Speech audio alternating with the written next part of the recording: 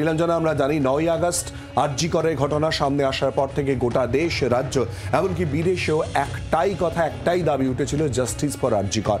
আর আগামীকাল তার রায়দান। এই নিয়েই আমরা বিভিন্ন সময় বিভিন্ন প্রতিবেদন তুলে ধরেছি আর পুরো বিষয়ে আরো বিস্তারিতভাবে জানবো, কারণ আগামীকাল সেই দিন। সঙ্গে রয়েছে জি 24 ঘন্টার ইনপুট হেড সঞ্জয় ভদ্র। সঞ্জয়, আগামীকালই তাহলে সব প্রশ্নের উত্তর, কারণ আগামীকালই রায়দান। একেবারে আগামীকাল শিয়ালদা নগর দায়রা আদালতে আগামীকাল কিন্তু এই মামলার রায়দান।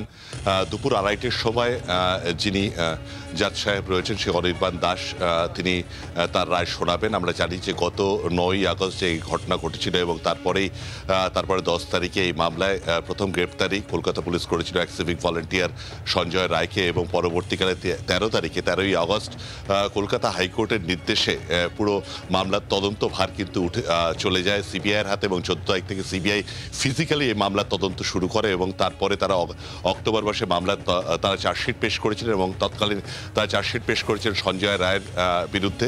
যদিও আমরা জানি যে এই মামলাতে আরও 2জন ব্যক্তিকে তারা গ্রেপ্তার করেছিলেন, অর্থাৎ তৎকালীন টালা থানার ওসি অভিজিৎ মণ্ডল এবং যিনি আরজি করের তৎকালীন সুপার ছিলেন সেই সন্দীপ ঘোষ, দুজনকে গ্রেপ্তার করা হয়েছিল প্রমাণ লোপাটের অভিযোগে। কিন্তু তাদের বিরুদ্ধে তারা চার্জশিট সময় মতো চার্জশিট দাখিল করতে না পারার জন্য দুজনেই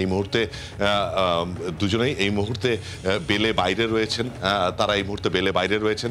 তারপরে দীর্ঘ প্রায় 2 মাস ধরে কিন্তু আমরা দেখলাম যে শিয়ালদা আদালতে এ মামলার ট্রায়াল চললো, এবং সেই ট্রায়ালে 50 জন সাক্ষী এখনো পর্যন্ত ডিপোজ করেছেন, এবং 50 জন সাক্ষী ডিপোজ করার পরে শেষ পর্যন্ত মামলার ট্রায়াল পর্ব শেষ হয় গত এ মাসেরই 9 তারিখে। এবং যিনি বিচারক তিনি জানিয়ে দেন যে আগামীকাল অর্থাৎ 18 তারিখে তিনি 2:30টার সময় তিনি তার রায়দান করবেন। এবং আগামীকাল দুপুর 2:30 থেকে আমরা জানি যে শিয়ালদা আদালতের 3 তলার সেই কক্ষে রায়দান করবেন বিচারপতি অনির্বাণ দাস।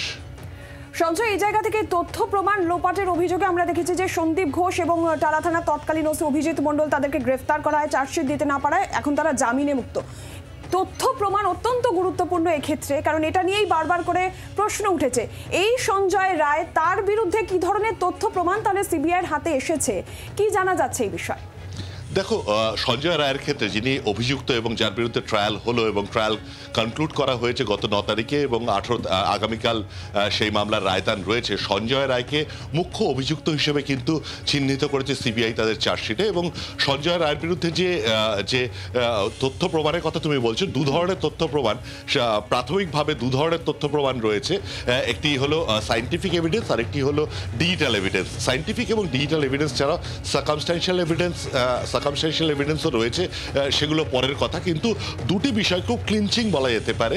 যে সায়েন্টিফিক এভিডেন্সের ক্ষেত্রে আমরা জানি যে ঘটনাস্থল থেকে অর্থাৎ সিন অফ ক্রাইম, ঘটনাস্থল থেকে পাওয়া চুলের স্যাম্পেলের সঙ্গে ডিএনএ প্রোফাইলিং যখন করা হয়েছিল, তাতে সেই চুলের স্যাম্পেলের সাথে সঞ্জয় রায়ের ডিএনএ প্রোফাইল ম্যাচ করে গিয়েছে। যেটা আমরা জানি যে সঞ্জয় রায়ের ব্যারাক থেকে সেদিনকে অর্থাৎ 9 তারিখে পরা তার যে জিন্সের প্যান্ট এবং তার যে স্লিপার, সে যে জুতো পরেছিল, সেই জুতোতে পাওয়া ব্লাড স্টেনের সঙ্গে ভিকটিমের অর্থাৎ আরজি করে সেই নিহত তরুণী ডাক্তারের যে ব্লাড স্যাম্পেল, তার স্যাম্পেল ম্যাচ করে গিয়েছে। এছাড়াও জানি যে তরুণী ডাক্তারের অটোপসি চলাকালীন যে নিপল সোয়াব যেটা তারা কালেক্ট করেছিল, সেই নিপল সোয়াবের সঙ্গে কিন্তু সঞ্জয় রায়ের ডিএনএ যখন প্রোফাইল করা হয় সেটা ম্যাচ করে গিয়েছে। এছাড়াও আমরা জানি যে সঞ্জয় রায় তিনি 9 তারিখে তাকে রাত্রিবেলা 11:30টার সময় ডিটেন করা হয়। পরবর্তীকালে 10 তারিখে সকাল 8টা থেকে লালবাজারে তাকে জিজ্ঞাসাবাদ করে 10টার সময় তাকে গ্রেপ্তারি দেখানো হয়। তারপরে তাকে এসএসকেএমে নিয়ে গিয়ে তার মেডিকেল লিগাল টেস্ট হয়। সেই মেডিকেল লিগাল টেস্টের সময় যিনি ফরেন্সিক মেডিসিনের ডাক্তার ছিলেন, তিনি সঞ্জয় রায়ের দেহের তিনি কিন্তু পরীক্ষা করেছিলেন, এবং সেই পরীক্ষা চলাকালীন 5টি ইনজুরি মার্কস পেয়েছিলেন সঞ্জয় রায়ের দেহ থেকে। এবং সেই সঞ্জয় রায়ের দেহে পাওয়া 5টি ইনজুরি কিন্তু তিনি সাম আপ করেছিলেন যে ঘটনা তিনি যখন এক্সামিনেশন করছেন সঞ্জয় রায়ের দেহের, অর্থাৎ 10 তারিখে ঘটনা ঘটার একদিন পরে, সেই সময় থেকে তার ঠিক 48 ঘন্টা আগের মধ্যে সেই 5টি ইনজুরি হয়েছিল। পরবর্তীতে সিএফএসএল এক্সপার্ট যারা রয়েছেন সেই ইনজুরির নেচার দেখে তারা কিন্তু কনক্লুড করেছেন যে এই ধরনের রেপ সিচুয়েশনে যে ভিকটিমের কাছ থেকে যে ধরনের রেজিস্ট্যান্স আসতে পারে, ব্লান্ট ইনজুরি মার্কস যেটা হতে পারে অ্যাকিউজডের শরীরে, তার সাথে কিন্তু সেই প্যাটার্নটা ম্যাচ করে গিয়েছে সঞ্জয় রায়ের পাঁচখানা যে ইনজুরি পাওয়া গেছিল তার দেহে।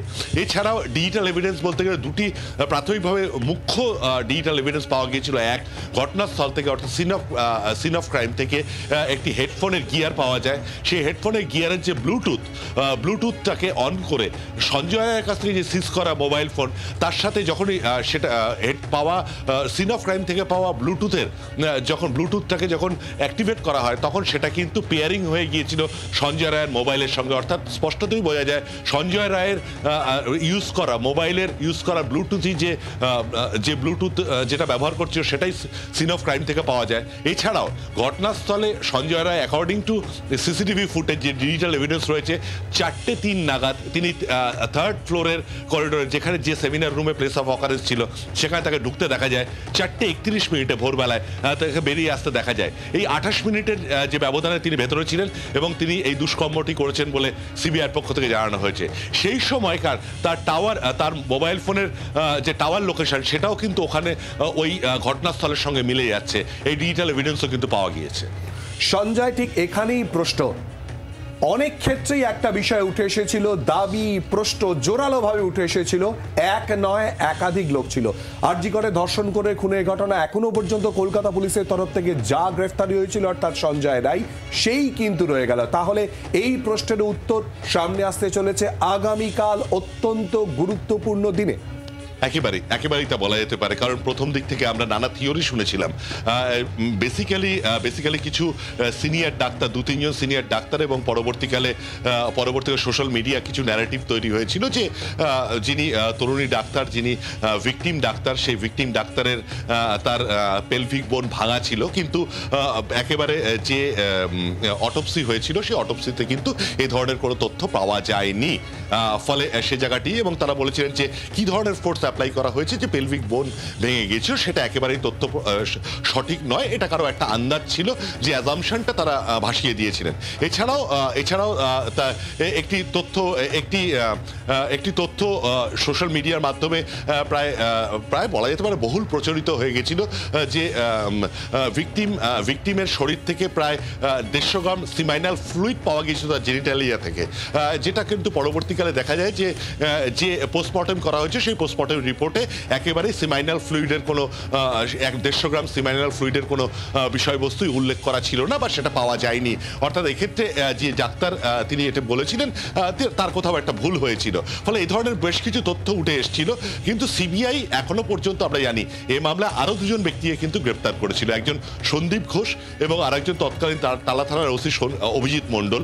এই 2 জনকে তারা গ্রেপ্তার করেছিল মূলত ঘটনার সাথে ডাইরেক্ট তাদের কানেকশনে নয়, তারা এই ঘটনার তথ্য প্রমাণ লোপাটের অভিযোগ তাদের বিরুদ্ধে এনে তাদের গ্রেপ্তার করেছিলেন। কিন্তু তাদের গ্রেপ্তার করার 90 দিনের মধ্যে তাদের বিরুদ্ধে চার্জশিট তারা দাখিল করতে না পারায় তারা স্বাভাবিকভাবেই তারা কিন্তু ভারতীয় আইন অনুযায়ী তারা বেল পেয়ে যায়, জামিন পেয়ে যায়, এবং সেই মামলা এখনো ওপেন রয়েছে।